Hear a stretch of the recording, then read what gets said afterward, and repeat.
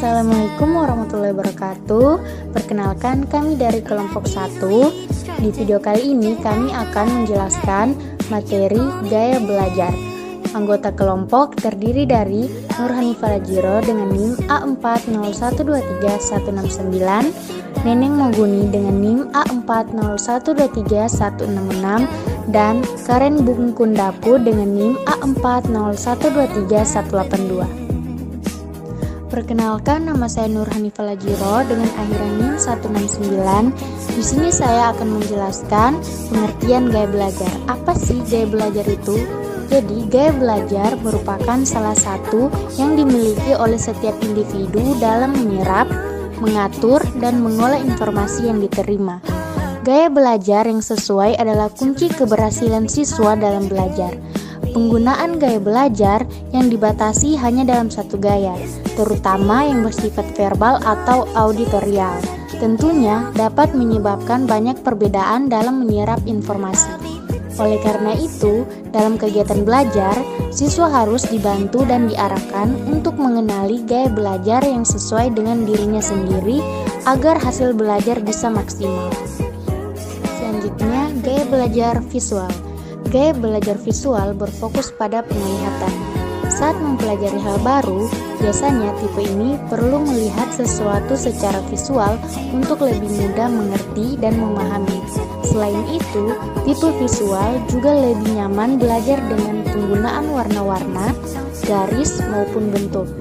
Itulah mengapa orang yang memiliki tipe visual biasanya memiliki pemahaman yang mendalam dengan nilai artistik seperti paduan warna dan lainnya. Yaitu karakteristik gaya belajar visual. Yang pertama yaitu mudah mengingat gambar dan diagram. Mudah mengingat gambar dan diagram merujuk pada kemampuan seseorang untuk dengan cepat dan efisien menyimpan serta memproses informasi visual dalam ingatan. Yang kedua yaitu menggunakan warna untuk menyusun informasi.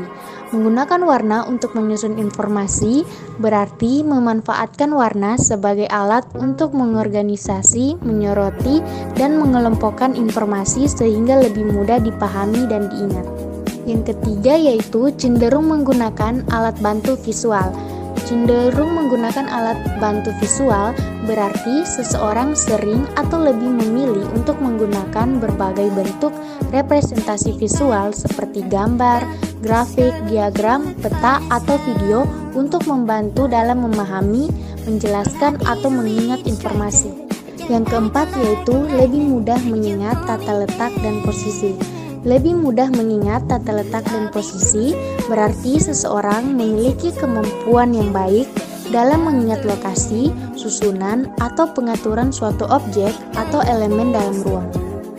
Yang kelima yaitu mudah terdistraksi oleh hal-hal visual di sekitar.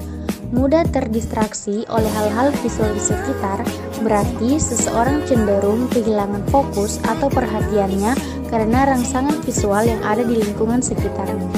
Dan yang keenam ada cenderung suka menggambar atau membuat sketsa.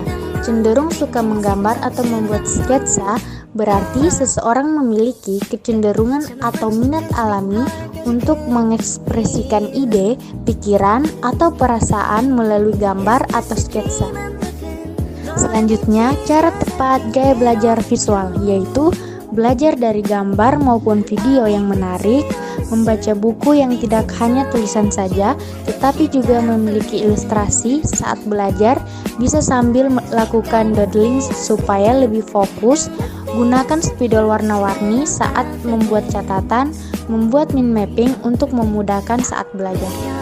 Perkenalkan, nama saya Karen Bungkundapu dengan akhiran NIM 182. Di sini saya akan menjelaskan materi tentang gaya belajar auditori. Selanjutnya, gaya belajar auditori. Untuk yang memiliki gaya belajar auditori, mengandalkan pendengaran sebagai penerima informasi dan pengetahuan. Orang tipe tidak bermasalah dengan tampilan visual saat mengajar, yang penting adalah mendengarkan pembicaraan guru dengan baik dan jelas. Nah, makanya tipe auditori biasanya paling peka dan hafal dari setiap ucapan yang pernah didengar, bukan apa yang dilihat. Karakteristik gaya belajar auditori juga memiliki beberapa poin. Poin yang pertama ialah karakteristik mengingat informasi yang didengar. Karakteristik gaya belajar auditori adalah kemampuan untuk lebih mudah mengingat informasi yang didengar. Individu dengan gaya belajar ini cenderung lebih baik dalam memahami materi melalui ceramah, diskusi atau rekaman suara dan sering mengingat informasi dengan mendengarkan dibandingkan membaca. Poin yang kedua yaitu mengandalkan suara untuk menyusun informasi. Gaya belajar auditori mengandalkan suara untuk menyusun informasi, di mana individu lebih mudah memahami dan mengingat materi melalui pendengaran. Poin yang ketiga, suka membaca dan suara keras. Gaya belajar auditori menikmati diskusi dan percakapan karena mereka lebih mudah memahami materi melalui interaksi verbal. Mereka cenderung belajar dengan baik ketika terlibat dalam percakapan atau diskusi. Dan poin yang keempat, menikmati diskusi dan percakapan. Gaya belajar auditori memiliki kemampuan mendengarkan yang tajam, artinya mereka lebih peka terhadap suara dan detail yang disampaikan secara verbal. Poin yang kelima, memiliki kemampuan mendengarkan yang tajam. Gaya belajar auditori memiliki kemampuan mendengarkan yang tajam, artinya mereka lebih peka terhadap suara yang detail yang disampaikan secara verbal. Mereka dapat menangkap informasi dengan baik melalui percakapan, ceramah, atau rekaman suara. Dan yang poin yang terakhir, sering menggunakan alat bantu seperti rekaman suara.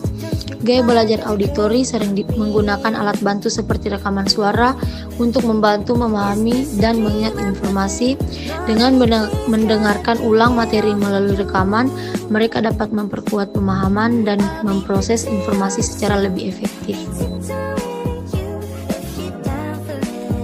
Dan materi selanjutnya, cara belajar yang tepat untuk auditori, yaitu dengarkan musik yang disukai, bisa merekam saat guru mengajar lalu di kemudian hari didengarkan kembali.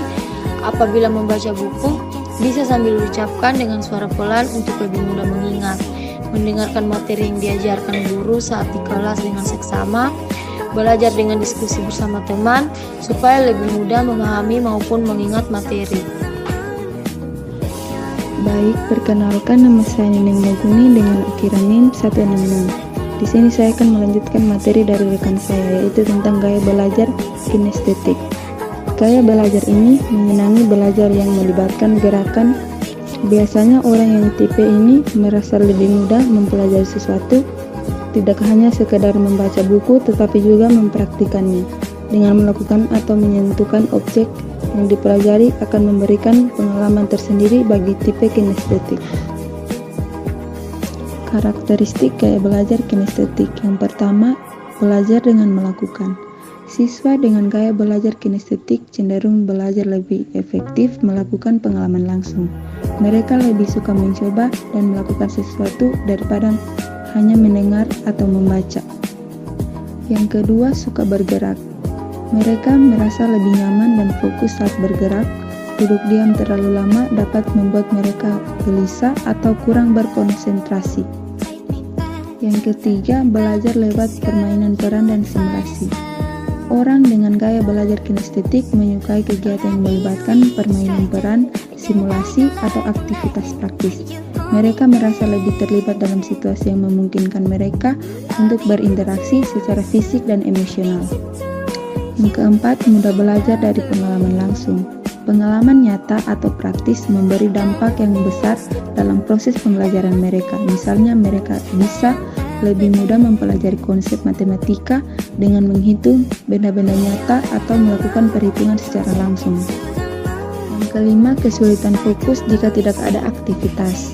Mereka merasa lebih kesulitan untuk fokus dalam situasi yang tidak melibatkan gerak atau aktivitas fisik. Yang keenam, suka belajar dengan praktek. Orang dengan gaya belajar kinestetik lebih suka mempraktikkan teori daripada hanya memahaminya secara konseptual. Cara tepat gaya belajar kinestetik.